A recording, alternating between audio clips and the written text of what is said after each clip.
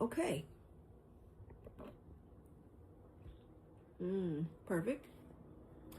Now.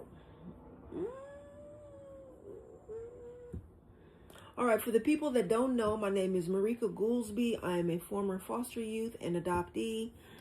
I was adopted out of the foster care system. I wrote my memoir about my time in care, a flower called Orphan Girl. It is available in my TikTok shop and anywhere, just about anywhere books are sold. It is my heart and soul poured out onto paper. It's my life story. And hey, Molly and the Minis, welcome in. So welcome. Today is Storytime Sunday. We have one brave storyteller that will be telling her origin story named Nixie. Hey, C. Townsend, welcome in. She will tell her story for about 20 minutes. Then we'll have 10 minutes of Q&A. And that will be that. All right. I know our storyteller is already ready. So, where is she? And if you want to tell your story on a future Storytime Sunday, it's a sign to buy something. Right, I agree, Victoria. Then send me a message, send me a direct message, send me an email, however you get a hold of me and say, this is a Sunday I would like to be the speaker for Storytime Sunday. All right. Nixie is back. Yay! All right, so I'm going to expand, and then I'm going to start her timer for, oops, no, that wasn't right. Hold on, I did that wrong. All right, let me start it over, because it's supposed to be 20 minutes, not 10. Okay, yeah, yes, darling. Okay, here, move this on up to the 20, here. All right, you have the floor, Nixie. Hi, I am Nixie, 39, she, her, adoptee, former foster child, and bio parent. Sorry, I feel like the list grows. As far as like being spanked, when they shouldn't have been being spanked, and worse than spanking, there's a difference between spanking and what was happening to my brothers. Mm-hmm. And I know that, and my grandmother has told me 100 times that she made numerous reports to DSS about what was happening in the house. Like my mother she got food stamps, and she would sell the food stamps instead of buying us food. She would sell the food stamps and go buy TVs, because apparently 4 children can eat TVs. I don't know.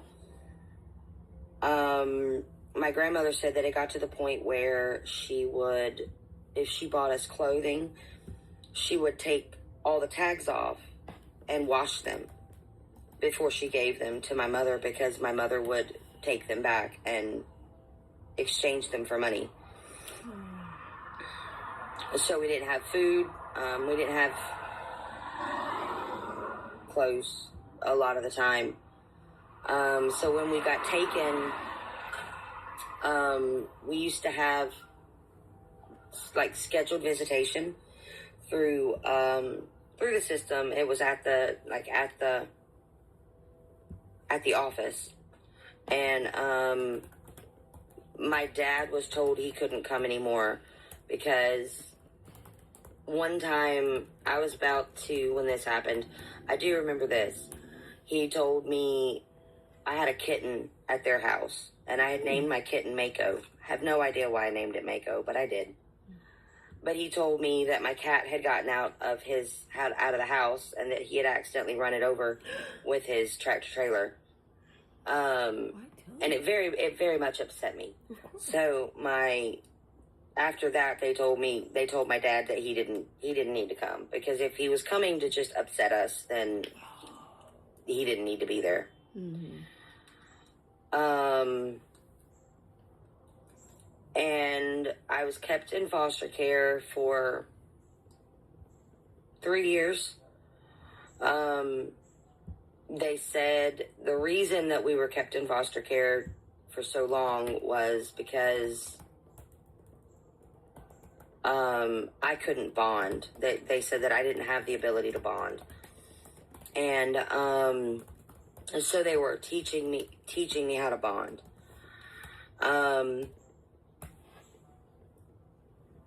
Unfortunately, bonding isn't really a skill that can be taught.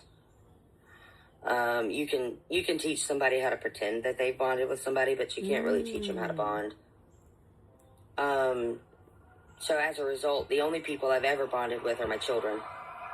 And that's probably only because they grew inside of me.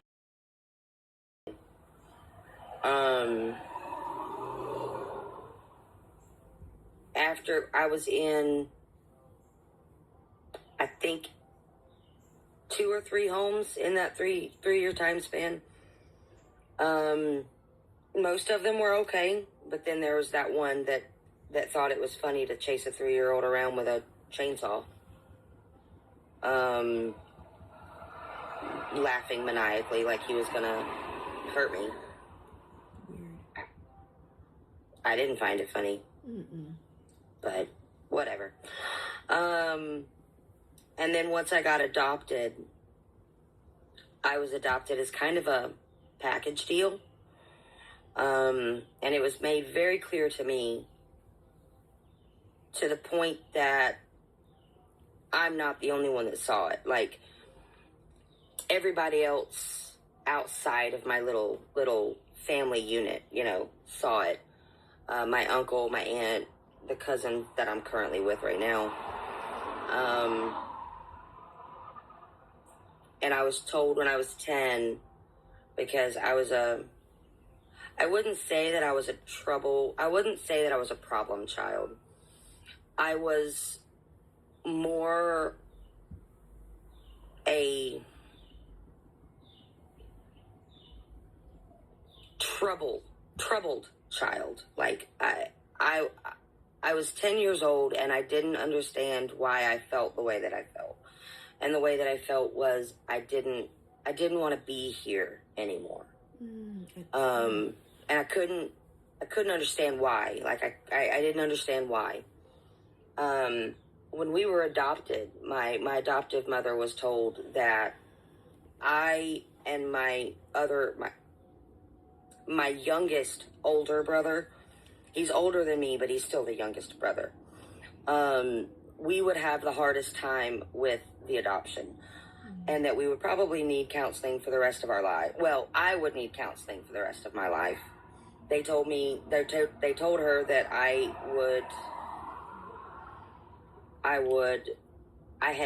had counseling as a 5-year-old to deal with the SA, but that I would need counseling for the rest of my life. So when I was 10, that's when everything kind of started for me, where I didn't understand why I was feeling the way that I was feeling. I was also very smart, and I didn't feel like I needed to do my homework in school. And really, that was the only thing that was wrong. Like, I wasn't doing my homework. Kindergarten, 1st and 2nd grade, I did fine. I did my homework like I was supposed to. And then suddenly at 3rd or 4th grade, I just stopped doing everything. And instead of getting, the counseling that everybody told my mom that I would need, she decided that she was going to put me in the car one day and take me on a ride. And while we were on the ride, she explained to me that she couldn't handle my behavior. And that if I did not straighten my behavior up, that she was going to take me back to the adoption agency. And she was going to tell them that she couldn't handle me. And then she was just going to leave me there. And she finished that conversation with, and nobody wants an older child who's been adopted once and brought back for behavioral problems. So you're going to be in foster care until you turn 18. And pardon my French because I'm getting ready to cuss, because this is exactly what she said. Mm-hmm. It's not a terrible curse word, though. Mm-hmm. And then when you turn 18, they're going to give you some money and they're going to kick you out on your ass. And that worked exactly the way you would expect it to work. It made me worse, because I couldn't understand why I was being told that. I didn't know why I was feeling the way I was feeling. And it just got progressively worse and worse. And then I started shoplifting when I was about 15. Because, I mean, if I was being told I was a bad kid because I wasn't doing my homework, then I'm going to show you what a bad kid really does. Mm. Because I wasn't ever one of those kids that would sneak out of the house. You know, I wasn't terribly promiscuous. I wasn't doing any of the bad things. I didn't do drugs. I didn't drink. I didn't do anything that was bad. The only thing that I was doing was just not doing my homework. And so I was like, fine, you keep saying that I'm a bad kid. I'm going to show you what a bad kid does. And so I started shoplifting. And then my counselor found a poem that I wrote when I was about 17. And it was a very, very long poem. And she got concerned about it. She called my mom. And my mom called my uncle. Because my counselor said that it sounded more like a plan than a poem. Oh. And honestly, thinking back on it, it probably was a plan.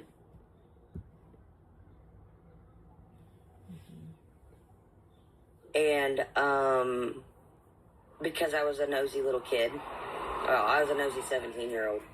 Oh, sorry. It's getting dark. Mm-hmm. It gets dark here.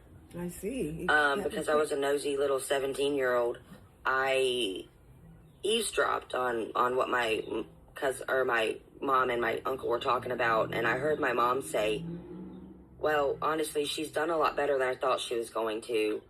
I really thought that she was going to be pregnant and run away by the time she was 16. Wow. So when I was 18, I decided, well, she never really had much hope for me. So I might as well just leave. And as a result of everything that had happened and gone on in my life, I basically left with the first guy that wanted anything to do with me, who was also abusive. Mm. So, I mean, it just...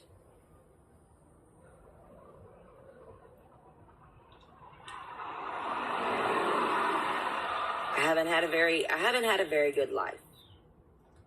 I know that sounds ungrateful, I guess. But I haven't. I mean, a lot of it is, my fault. I haven't done the things that I know that I need to do. One of those is obviously counseling, which is going to start happening very shortly here.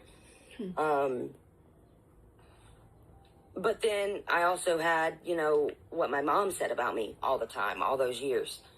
And she never really had much hope for me, I guess, until recently. Once I became a mom, I think she started looking at me differently. And it probably has something to do with the fact that my sister, I think she figured out that she bet on the wrong horse. You know, she gave my sister the love and care and whatever that she needed.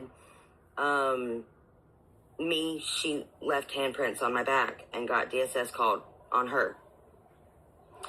Fine.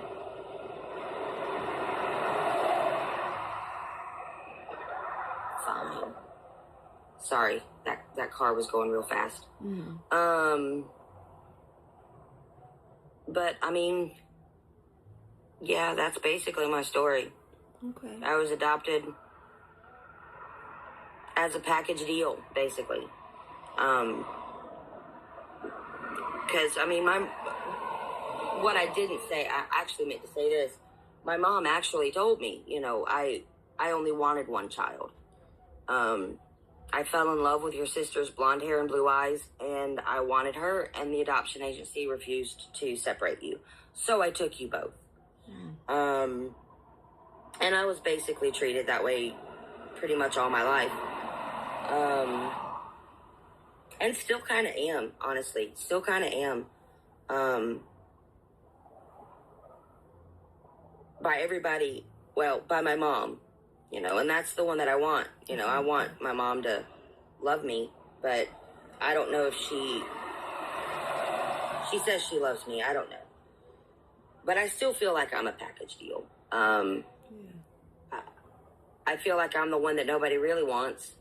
I just come with things they really want, you know? And it's like, oh, I want this thing. But it comes with this other thing, and I really don't want that other thing, but I'll take them both because I really want this other one. I don't know. That's, like I said, that's basically my story.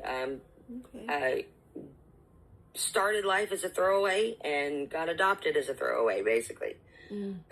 Okay.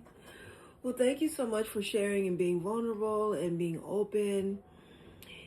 And yeah, I'm pretty sure a lot of us can relate. So for the folks in the chat, please do gift your storyteller, because it is a lot to get up here and be so open and so vulnerable and to share your truth. So we are going to stop the timer. You actually had almost 2 minutes remaining. And then we're going to...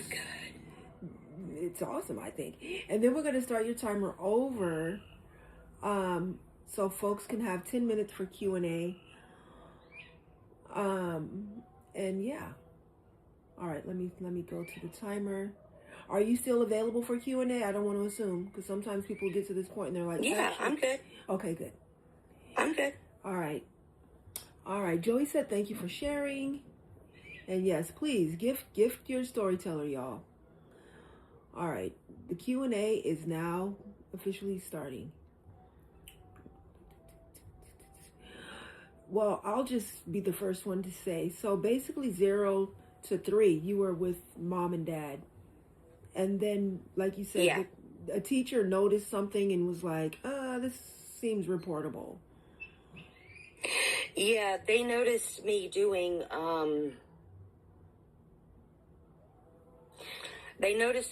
things to myself that a 2-year-old should not be doing to themselves. Got it. Okay. And then reported it, and then that's how things kind of kicked off. Yeah. Okay. Yeah, that's how things, and he didn't even get, he got no time. He got no time for it. Was he convicted, or were they like, we suspect, but maybe not? It says that it was adjudicated essay. Oh. Which basically means that, I will answer that in just a second, C. Townsend. Basically means that, a judge said, yes, we have enough evidence to say that this actually happened.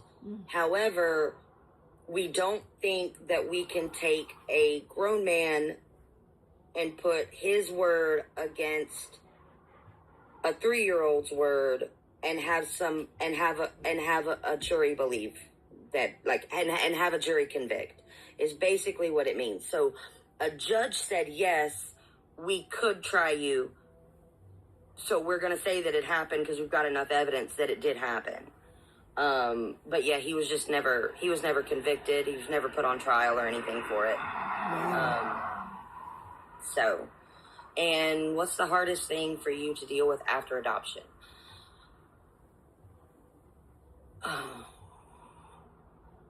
I would say the hardest thing to deal with after adoption is never feeling like you're good enough for people.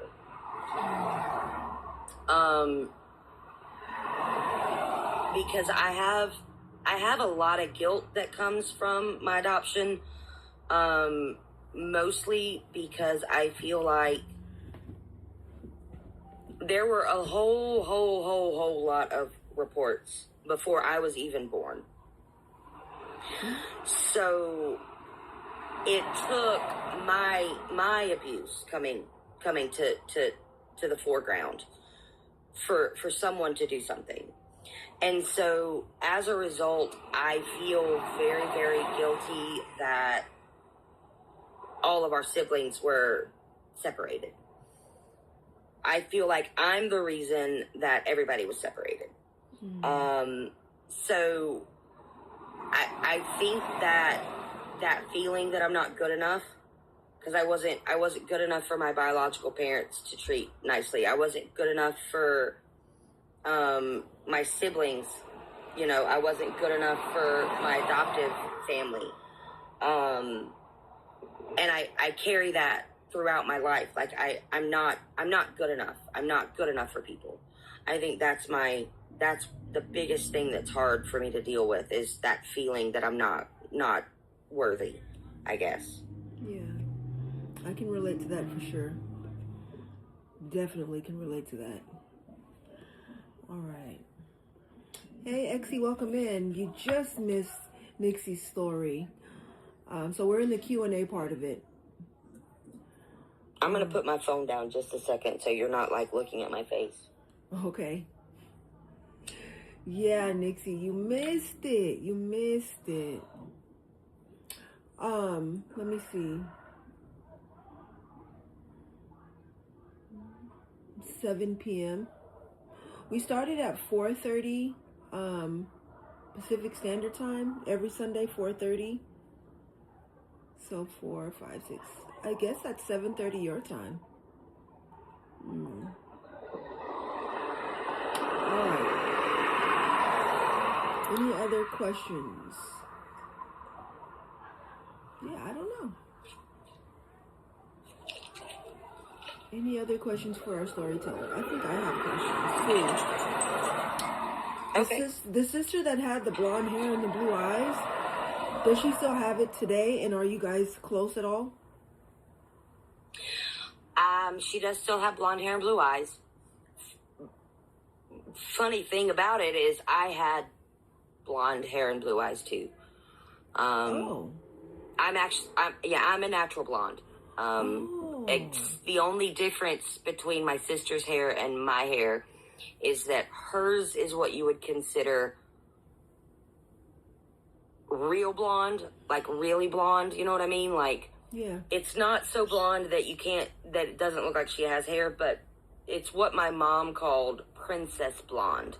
Oh. And I'm sure if you think about, like, all the Disney princesses that are blonde, yeah, she yellow. had that color hair. Yeah, that yellow blonde hair. Okay. Me, on the other hand, I had what my foster mother called dirty dishwater blonde. What the? That's just rude. Okay. So my hair was as dark blonde as you can get before it would be considered brown. Yeah. Okay. So, but yes, she still does have blonde hair and blue eyes.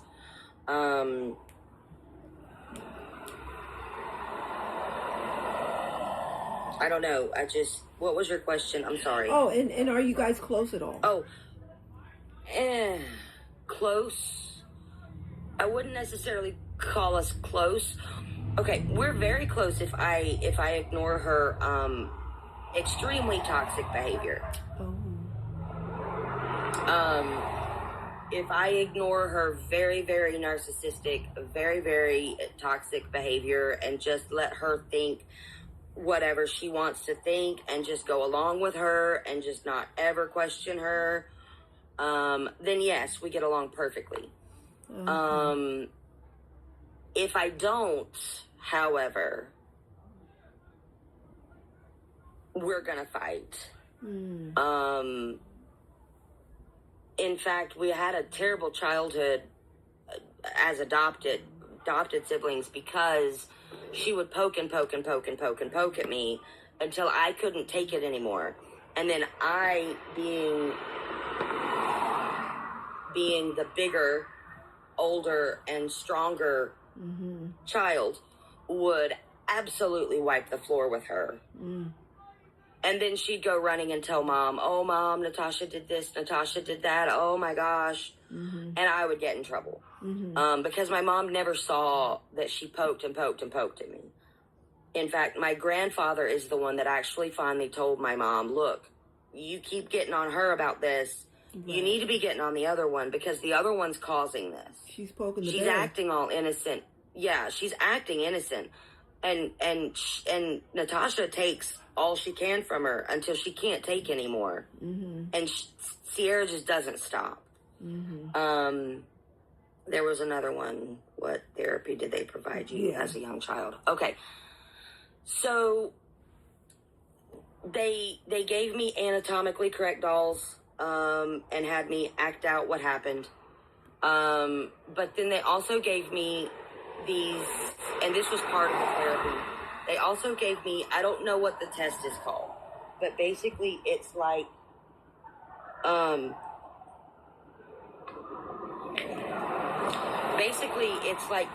these pictures of cats that are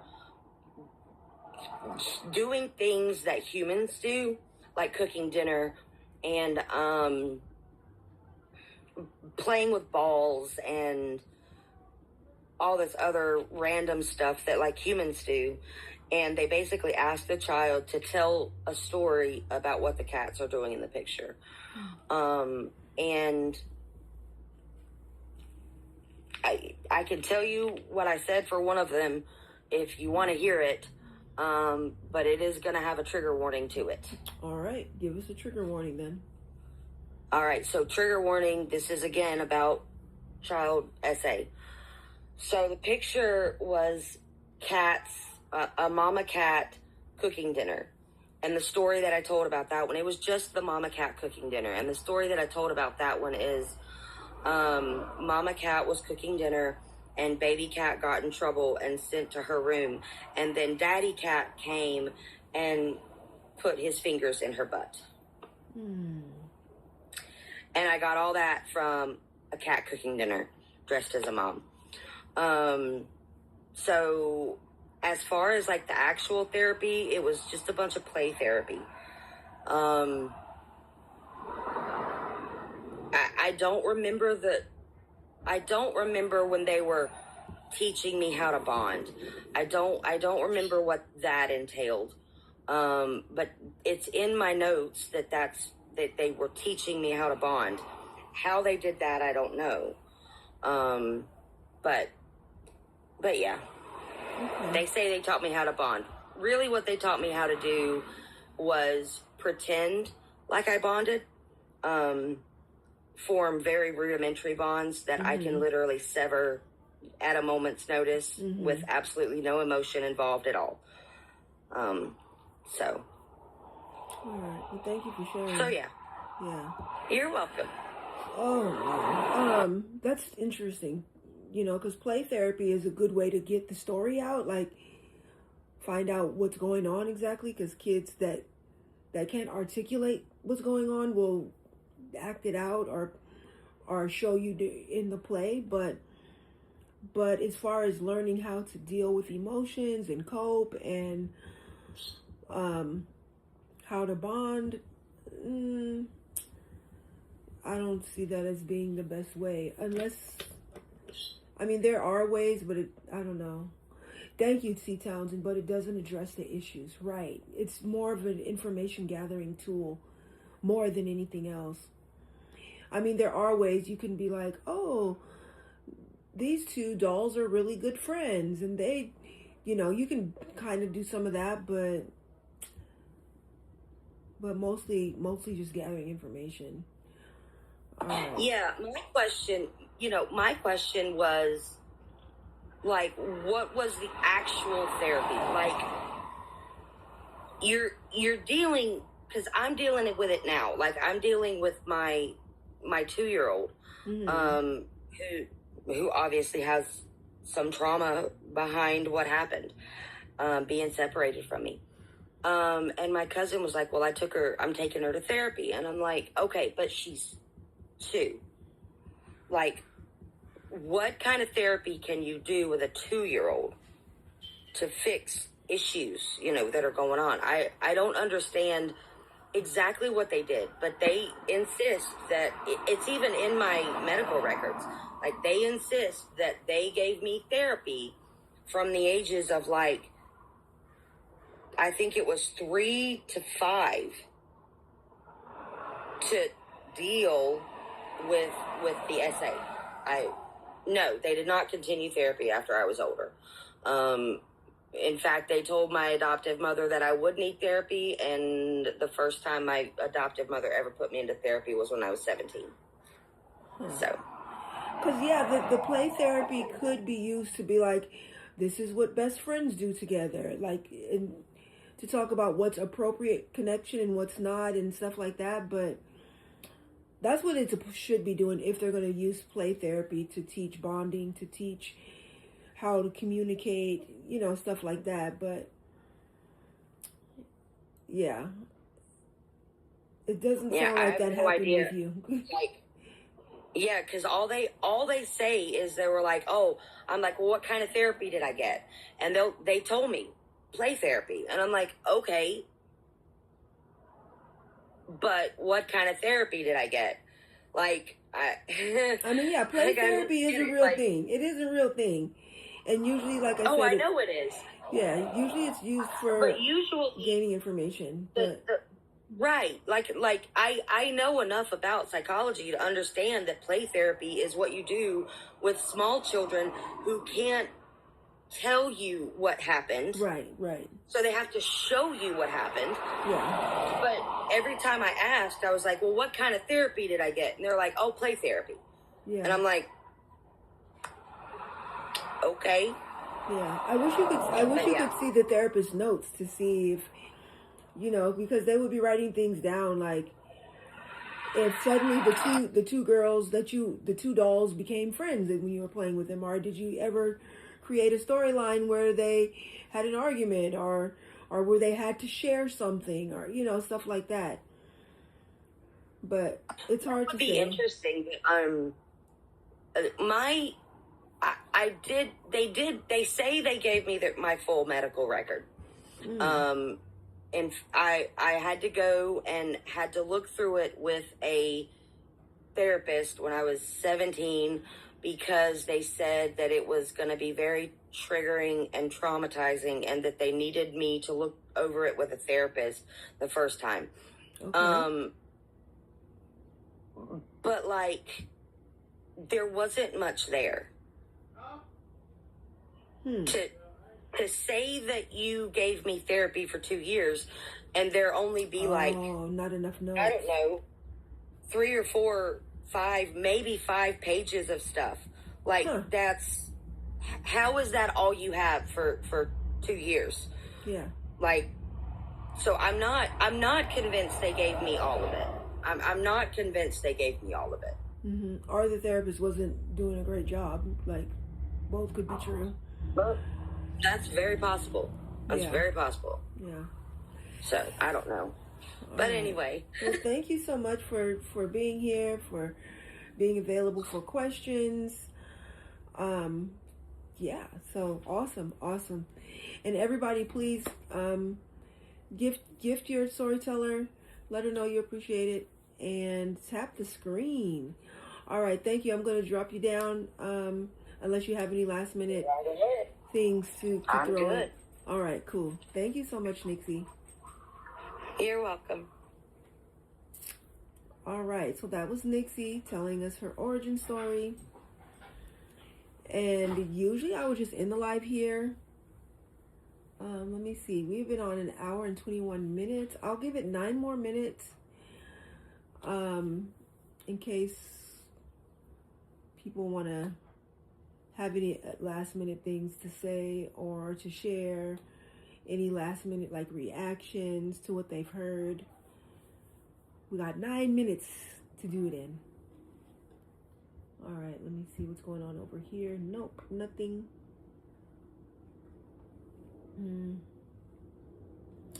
So yeah, I do love Storytime Sundays because it gives people a chance to tell a small portion of their story. Remember, a huge part of what I'm trying to accomplish with my book is to inspire those of us with lived experience to tell our story. And you have to be able to talk about it before you can write about it, or make a screenplay about it, or make poetry about it, or music. I think getting practice just talking about it is kind of a first step. I know it definitely was for me. The first time I told my story, I used to go to a support group for adult survivors of SA. Trigger warning, kind of late. But I do remember the very first time I told my story and people actually listened and can relate and seem to care. It was powerful and I want to say life-changing, no exaggeration. And so maybe folks will have that experience here with telling their story and being available for Q&A. And then, once you kind of get used to even just talking about it, then maybe you can write about it. That is my goal in inspiring folks to speak their truth. Very important for those of us with lived experience to speak our truth. I want to give the stats of the room. We have 32.3K taps, 968 shares. I know we can get that to 1K, so keep those shares going. Let me see our ranking right now. Let me see, where is it? Our popular ranking is in the 99 plus. We're in a league D1. Oh, my heart just broke. Our league is a D1 in the top 99%. We were literally just in a C league yesterday, and we have dropped back down to a D1. It's a constant job to like treading water. I feel like it would be awesome if we could get to a B league, but right now we're just trying to get back to the C again. And let me see, what other stats can I tell y'all? Our stats are, we have been live for an hour and 24 minutes. We have had 95 viewers, 2 new followers, 10 gifters. This live has made a total of 86 cents. That is what you call full transparency. 8 people in the room. Bravo to everybody here.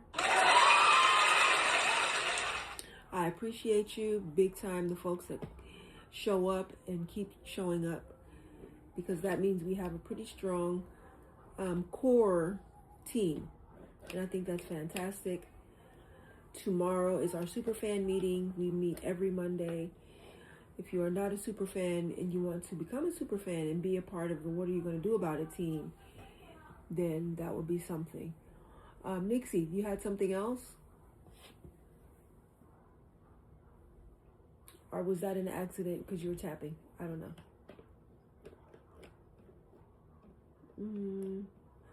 Okay, no problem. Thanks.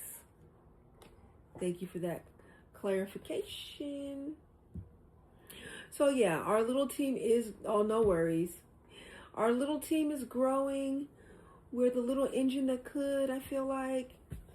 Raising awareness, educating, supporting each other. And I just know this is the team that is going to be a part of changing the world for the better. So every live, I end the live with the song, yes, I will read your stats. And if anybody else wants me to read their stats, let me know now before I start the song. All right, Victoria is asking about her stats, which, yay. All right, Victoria has 40 comments, 486 shares, 2.k taps. That is what you call high quality engagement. 2 cheers. That is high quality engagement. Thank you so much, Victoria. Yes. Oh. Okay, I'm like, why sad face? But you definitely have reasons to have a sad face, but not about your quality engagement, that's for sure. Now, is there anybody else that wants to hear their stats before I start our exit song? Anybody else? Speak now or forever hold your peace. Not forever, just till tomorrow. Welcome in, Small Fry. Thank you for getting your daily heart me. I appreciate it. We have 10 people in the room. We're just about to end the live for the night. Like I said, unless there's someone else who wants to hear their stats. All right. Anybody? Anybody? Anybody? No? No? No? No? Okay. All right. The song that I'm going to play is Sister Sledge. This is the song that I used to sing with my mom, older brother, older sister at the end of our supervised visits. I play it here because this is a supervised visit if we realize it or not. By the app, we're being supervised by trolls, which, you know, I really don't deal with a lot of trolls, so I'm blessed in that way. I know some live hosts are dealing with trolls every day, all day, just back to back. I'm lucky, blessed, all that we've only dealt with trolls a couple of times. We're also being supervised by people deciding if they want to join our little community, if they want to join the team, if they want to be a wildflower, if they want to change the world. So to me, it makes sense to play this song. So just a real quick recap. My name is Marika Goolsby. I am a former foster youth and adoptee. I wrote a book about my time in care. It is called A Flower Called Orphan Girl.